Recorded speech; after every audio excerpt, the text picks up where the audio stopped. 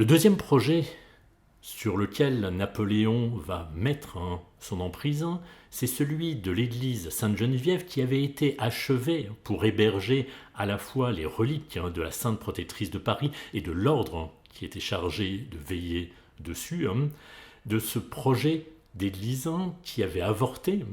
il va faire le projet, il va poursuivre le projet révolutionnaire d'en faire un lieu de tombeau pour les grands hommes. On le voit au fronton, à l'époque comme aujourd'hui, aux grands hommes, la patrie reconnaissante, sauf que cette fois, on va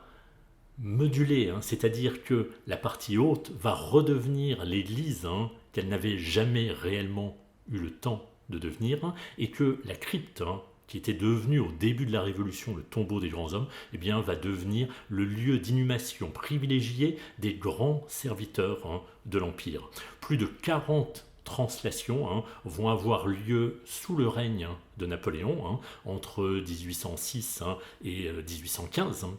Et pendant cette époque, les serviteurs de l'État, sénateurs, militaires, savants à l'occasion, peintres, parfois découvreurs, explorateurs, eh bien tout cela vont se retrouver comme autant de preuves de l'adhésion des élites au projet impérial. Et donc voilà comment ce projet d'église royale et de panthéon révolutionnaire eh bien, va réussir à rassembler les deux éléments dans le cadre impérial. Et au cœur de cet édifice, sur la coupole, une grande fresque va être réalisée par l'un des peintres privilégiés de Napoléon sous l'Empire, Antoine-Jean Gros, représentant l'apothéose de Sainte-Geneviève. On voit les reliques, le reliquaire de la Sainte au cœur de l'écran, et puis les rois qui ont marqué l'histoire de Paris, et entre Clovis, Charlemagne, Saint-Louis, eh bien, apparaît maintenant Napoléon, qui veille sur l'image que l'on aperçoit à l'arrière-plan, semble-t-il, du Panthéon lui-même. Cette image n'existe plus, vous ne voyez que l'esquisse, il a été remplacé après la chute de l'Empire, mais voilà comment il incluait des projets plus anciens que son règne dans la nouvelle réorganisation, je devrais dire, de Paris. L'image, la signature de cette époque napoléonienne est la même que celle de la fin de Louis XVI. C'est une architecture qui prend comme première référence l'Antiquité revue et visitée par la Renaissance. Et l'un des exemples marquants, c'est ce théâtre royal des Italiens, cette salle Favart, qui a déjà été réalisée avant la Révolution, et le projet en est lancé dès 1783, et en 1801, ce projet est déjà abîmé, demande des rénovations, et voilà pourquoi derrière ce théâtre qui en quelques années sera rénové, on déplace la troupe qui s'y installait dans un nouveau théâtre beaucoup plus étroit, dans un site extrêmement restreint à l'entrée maintenant, vous le voyez ici, du passage des panoramas, mais dont la façade va garder l'idée antique, cette double colonnade aux colonnes doriques puis ioniques à l'étage, qui marque cette nouvelle signature de l'architecture mise en avant par Napoléon, même si elle a été créée avant son règne. Un bon exemple encore avec l'église de la Madeleine, cette église dont le projet datait de 1763, qui avait pris du retard, c'est rien de le dire, puisqu'elle était à peine sortie de terre au début de l'Empire. Napoléon va longtemps hésiter sur la nouvelle destination du bâtiment. On imagine un moment en faire peut-être la Banque de France, peut-être la Bourse. On reverra d'ailleurs que le projet ressurgira bientôt. Finalement, en 1806, on décide de l'achever pour devenir un temple à la gloire des armées de la République et désormais des armées de l'Empire. Et voilà comment ce temple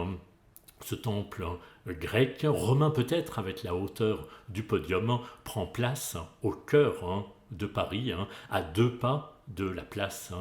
de la Concorde. Et comme pour lui faire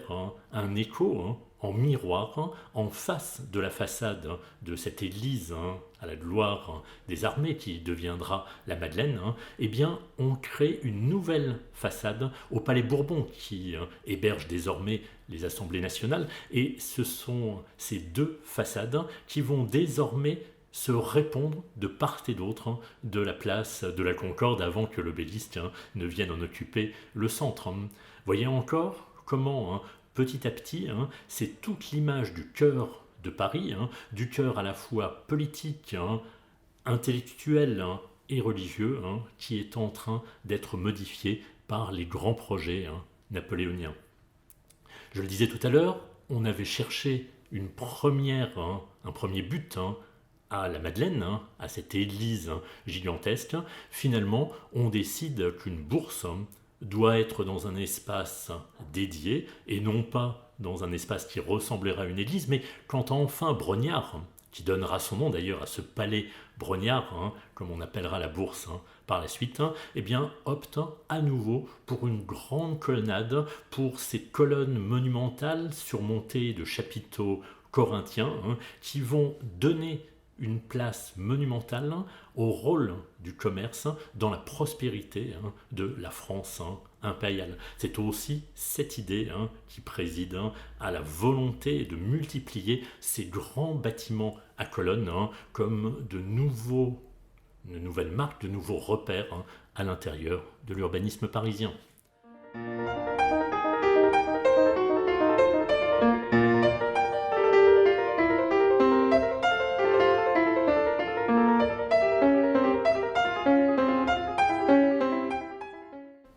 De la même façon, on va essayer de mettre en avant des espaces peut-être un peu moins monumentaux, mais plus adaptés au commerce, à l'artisanat, dans des quartiers de Paris où on n'a pas la même liberté de partir de zéro, de raser des portions entières de l'immobilier parisien. C'est le cas avec ce passage couvert, ce passage du Caire,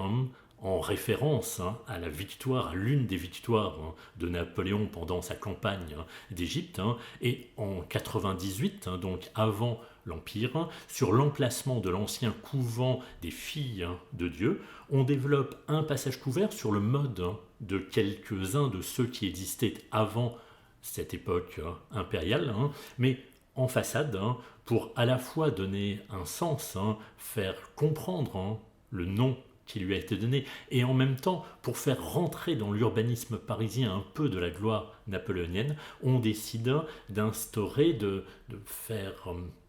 figurer sur cette façade, à la fois, vous voyez, une petite frise, on la voit en dessous de l'affiche appartement à louer, sur cette photographie ancienne, mais surtout les trois visages de la déesse Hathor, cette déesse de la fécondité, cette déesse aux oreilles de vache, qui surplombe l'entrée de ce passage du Caire, dont les quelques colonnes que vous voyez au premier plan à droite, eh bien, ont encore cette forme de chapiteau à feuilles de lotus, caractéristique de l'art égyptien. Là, on entre dans une façon de repenser la ville, non plus pour le visiteur, pour marquer les esprits par le monumental, mais plutôt pour accompagner l'évolution des modes de vivre à Paris. C'est aussi avec le même concept qu'il va désormais être influencé par ce mode de grande galerie en rez-de-chaussée, dont le prototype avait été installé quelques années avant le moment où il entre à la tête du gouvernement. C'est cette rue des Colonnes qui a été mise en place en pleine Révolution entre 1793 et 97 et qui permet de circuler sur un espace libre de la rue, libre de la circulation, abrité, éclairé également. Et ce petit morceau de rue à 2 pas de la Bourse qui n'a qu'à peine pu être réalisé avant son arrivée en pouvoir, il s'en inspire pour créer, pour lancer le projet le plus ambitieux de rénovation de Paris, ce grand axe est-ouest qui va aller depuis les Tuileries, pense-t-il à terme, jusqu'à l'ancien emplacement de la Bastille, et c'est cette rue de Rivoli nommé d'après une bataille napoléonienne, encore une victoire napoléonienne, qui instaure cette idée de grand axe de circulation à la fois pour les voitures, mais aussi avec un axe de circulation pour les piétons sous ces grandes arcades. Là, ce segment à côté des Tuileries est le seul qui a pu être réalisé durant l'Empire, mais le projet va à la fois rester en place pour être prolongé petit à petit, mais aussi servir d'inspiration pour les grandes rénovations de tout le reste du 19e siècle.